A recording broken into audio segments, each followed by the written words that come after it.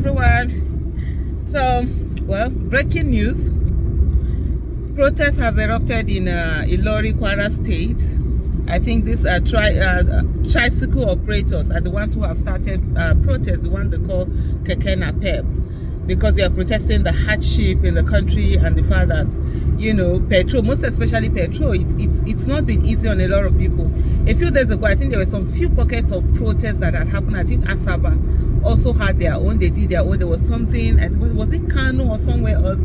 Because of course the whole hardship, it's really something else. People are unable to go to their places of work. Even when they get to go to their places of work, it's usually so expensive, and you're wondering how much are they paying those people. Even the minimum wage has not fully been executed, and so the government is still dragging its feet. But just take a look at this. No movement for Kwara State. All the Marua people have shown the whole movement for today. You can see what is going on. The masses are angry. They say they don't want fuel price to go beyond 600 naira than 1,200 naira fuel. No movement. No movement. No movement. No movement. You can see all Marua people, they are stopping everybody. They say there is no movement again, that they are suffering. They can't be buying fuel 1,200 per liter. It's too much. It's too much. Now, Estate Joshua will go block. If not, block Estate Joshua. Estate Joshua. 1,200 naira is too much. It's too much. You can see no movement in this place. No movement in Kwara State for now. The Okada, the Keke, all the Marua people, they are blocking everywhere. They say the price of fuel is 1,200. They cannot afford 1,200. No movement. The government of Nigeria, Tinubu should do something to revise the price of fuel.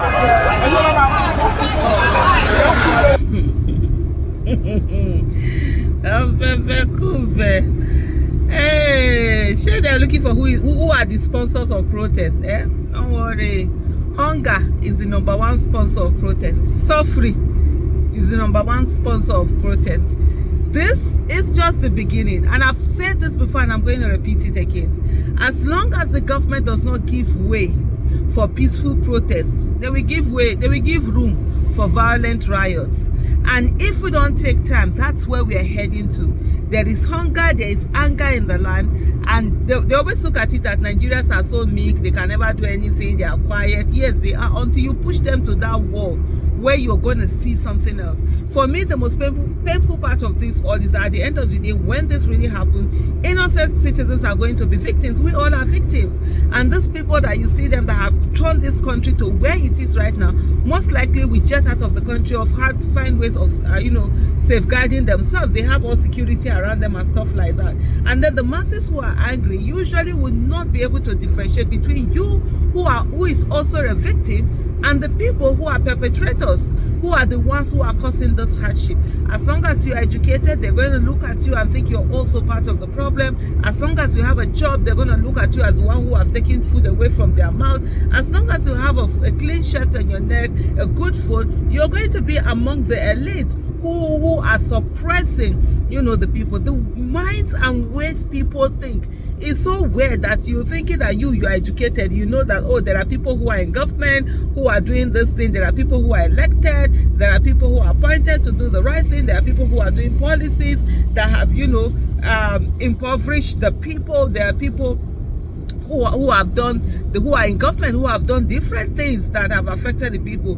But a lot of people are not educated. They don't even know about this. So they don't even know the relationship between government and their lives. All they know about it's you who is within their reach, you who have stopped whatever it is that is supposed to reach them from reaching them. That's where they're going to put their anger on you.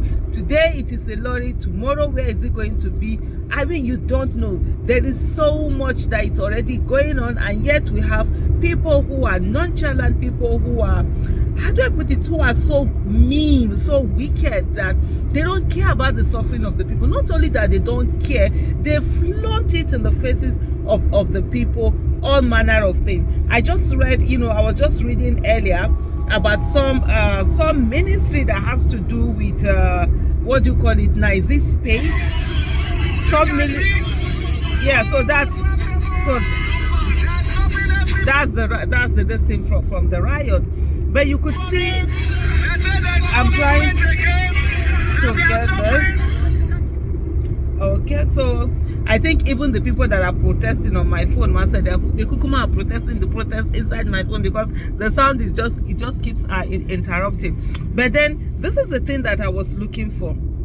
You find that on budget it says 80 million naira. No, this is not even the one. This is a different one. 80 million naira to a space agency here for pregnancy sensitization. So it was a collection about, I think, 200 or something. Was it 200 or something million? I just saw 500 or something million. That, but different things. One of them is 80 million naira space agency. That they will do pregnancy sensitization. What's the business with an organization that has to do with space agency have to do with, pregnancy sensitization? So, and the Budget Nigeria said, this is NAS Nigeria members looting through budget insertions. They are inserting projects for personal gain. We can't let this continue. 2025 budget will soon be released. Nigerians, shine your eyes and hold your lawmakers accountable. As long as we don't hold our lawmakers accountable, as long as we are not fixing politics, as long as we are not interested in the people who get into office and determine our life, people keep having suffering. And then you have people are calling you left, right, and center. You're sitting there, you're going through your own stress, and people are coming and heaping, their own suffering on you. Somebody will just call you out of the blue. You have somebody's number. You've never called the person in the last 5-6 years. Then all of a sudden you are calling the person to tell the person, oh hello, I'm sick, I need financial constraint. You have financial constraint. You don't know who your elected officials and your appointed officials. Go, they are using your money, they are wasting your money, they are stealing your money, and you're doing nothing about it. But you're heaping all your stress and wahala, whatever it is, on individuals. There's another thing that I saw earlier, and I was just looking at, because that one talks about all of the monies that had been budgeted. So this is what they do. They insert all of these things.